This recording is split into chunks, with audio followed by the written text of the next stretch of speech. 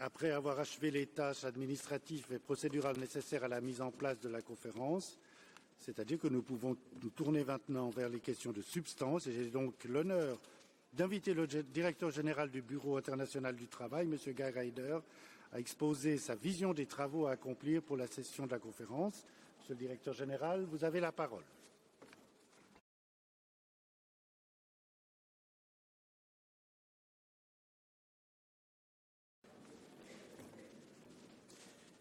Mr. President, delegates, distinguished guests,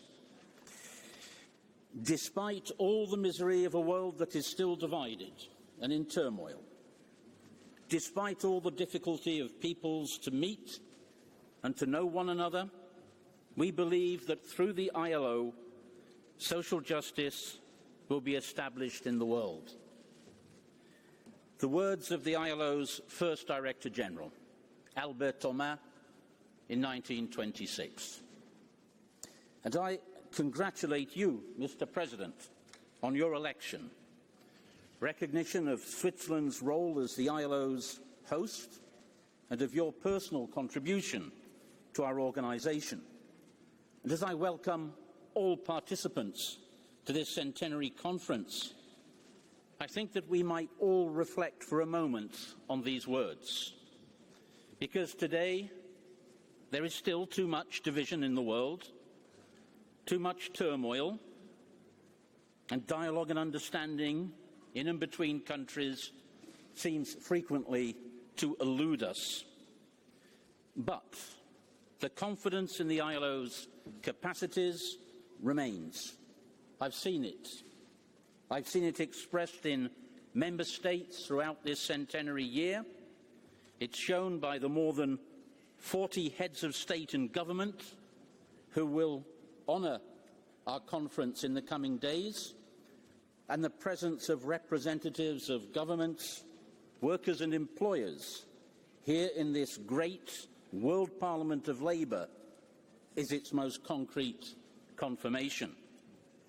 And you are here because you share the vision and the confidence of Albert Thomas, and the conviction that it is within our grasp to generate the conditions for decent work for all, in which enterprises prosper, people succeed, and societies progress.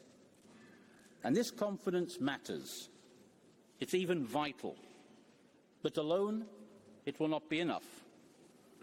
It needs to bring with it the political will to work together to produce results, and it requires us to bring creativity and innovation to everything that we do to advance our common cause. And the defining challenge of this conference comes from the fact that the ILO's centenary coincides with the most profound and transformative process of change in the world of work that it has seen throughout its history. There is nothing in these changes which questions the relevance of the ILO's mandate or detracts from its importance. Indeed, if anything, the reverse is true, because the uncertainties and insecurities of our time instead underline just how fundamental the achievement of social justice is to stability and to peace, and how vital access to decent work is to the advancement of human well-being.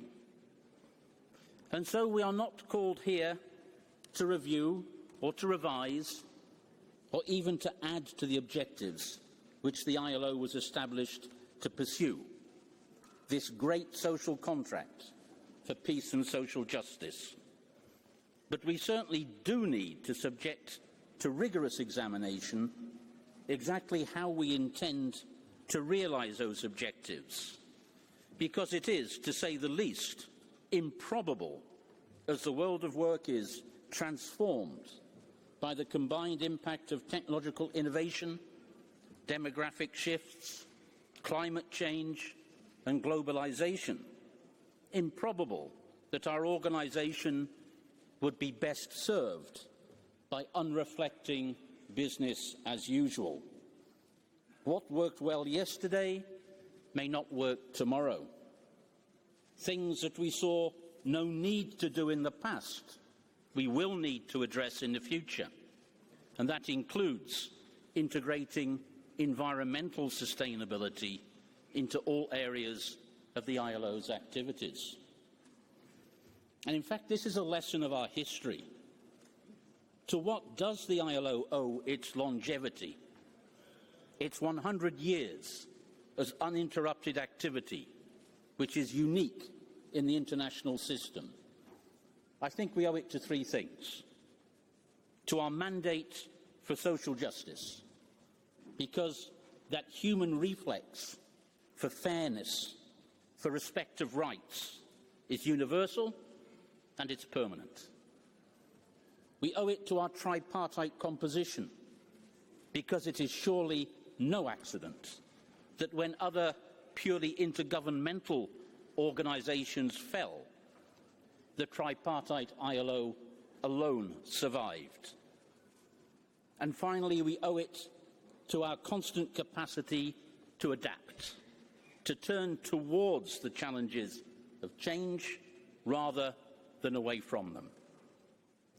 Mr. President, it's true that much of the business of this session of the International Labour Conference resembles in form at least what we've done at our conferences for decades, and it would therefore be tempting to see that business as routine.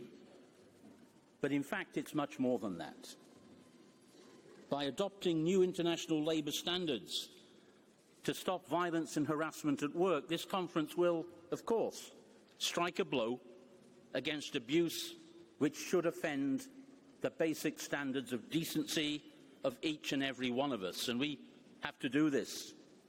But when we have done it, we will also have taken one further step in the ILO's historic normative role of establishing international labour legislation. And this was at the heart of the founding vision of our organisation, and it must certainly stay there. Were it otherwise, the ILO would be diminished out of all recognition. And setting the labour rules of the global economy is meaningful only if their application is effectively monitored. The ILO can be justifiably proud of the supervisory system that it has built over the years into one of the most remarkable of the entire multilateral system. Certainly, holding member states to account for their obligations under ratified conventions is not the easiest part of the ILO's mandate. But there are few, if any, which are more important, and we should all take care not to damage it. Indeed, from the historical perspective of our centenary, we can see that this conference will be cementing new bricks into the extraordinary edifice of achievement of the ILO's normative work, and in so doing carry forward the cause of the rule of international law. Mr. President, the decisions taken by our member states some 5 years ago mean that this centenary conference is dedicated above all to our future and to the future of work. And I think that there was wisdom in these decisions, because the ILO's own activities in this period, the 110 national tripartite dialogues on the future of work, the deliberations of the ILO's Global Commission on the Future of Work, our inputs to the broader United Nations system, but most strikingly, the hopes and the concerns of citizens in all of our countries and their impact on national public life demonstrate just how strongly people of all regions recognise in this debate on the future of work challenges, opportunities and choices which will be of extraordinary importance in determining the future direction of individuals, families, communities and societies. And so, Mr. President, This is no obscure or introverted or self-indulgent exercise to mark 100 years of a venerable organisation. This is about tackling the issues that most matter to people at a moment when they see urgent need for answers and for action. And our collective capacity to provide them is in question. And at a time when people seem to feel the need to take back control of their lives, it is based on the proposition that whatever the power of the forces at work changing working lives so profoundly and in ways which are more quickly felt than understood, the fact is that the future of work is not predetermined. It will not be decided for us, not by robots, not by artificial intelligence. These matter, of course, and much else does as well. But the fact is that the future of work will be the result of our decisions, our choices, our capacity to follow up on them, our willingness to cooperate together and to make the future of work the one that we want. And that is a future of work which assures the continuity of the 100-year-old vision of the founders of the International Labour Organization and the aspirations of the citizens of the future through the constant advancement of decent work, of social justice and of peace. The ILO's Global Commission on the Future of Work has urged all of us to take responsibility for this task. We will be honoured to hear from the co-chairs of that commission, President Ramaphosa and Prime Minister Le Pen, later today, as they and the Commission have summarised the challenge. It is for us to redynamise that social contract which was born with the ILO. And this conference, uniquely, brings together those who can do what no others can. You are the right people, the representatives of governments, employers and workers. You are in the right place, the ILO. And you're here at the right time, now. The declaration that together you are called upon to negotiate and to adopt can be, but it depends on you, a crucial statement of intent, a strategic roadmap for the ILO, precisely because the future of work is the future of the ILO.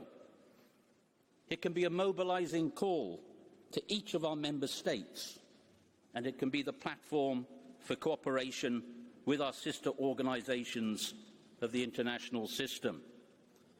And in this regard, Mr. President, with the multilateral system under pressure and responding through deep reform in the United Nations, in which the ILO is so actively engaged, we must surely be able to demonstrate that we are ready to lead in promoting greater coherence, coordination and common purpose between all those whose mandate impacts upon the world of work. And that is called for by our common responsibilities to deliver the 2030 Sustainable Development Agenda. And it's called for too by the simple fact that international organisations working, for example, in the fields of labour, finance and of trade have entirely compatible, complementary and interactive mandates. Secretary-General Antonio Guterres will join our conference on its closing day. Could there be any better way of showing him the power, the contribution of tripartism and social dialogue, what it can bring to the reformed UN system, than an ambitious declaration on the future of work? Mr. President, when all is said, it's clear, in fact, that this International Labour Conference, over which you preside, is different from others. Different because its decisions must tell the world that we have the confidence, the common purpose, the will and the means to construct a future of work with social justice for all. And I believe that is what we will do. We will do so because labour is not a commodity. We will do so because labour conditions with injustice, hardship and privation do imperil the peace and the harmony of the world. We will do so because each human being does have the right to pursue their material well-being and spiritual development in freedom and dignity. We will do so because freedom of association and expression are essential to sustain progress. And we will do all this together because poverty anywhere is a danger to prosperity everywhere. And we will do it because the failure of any nation to adopt humane conditions of work obstructs other nations which wish to do so. We will do so, we must do so, because this is the International Labour Organization and because we know what our past has been and we assume today the responsibility for what our future must be. I wish conference all success and I thank you.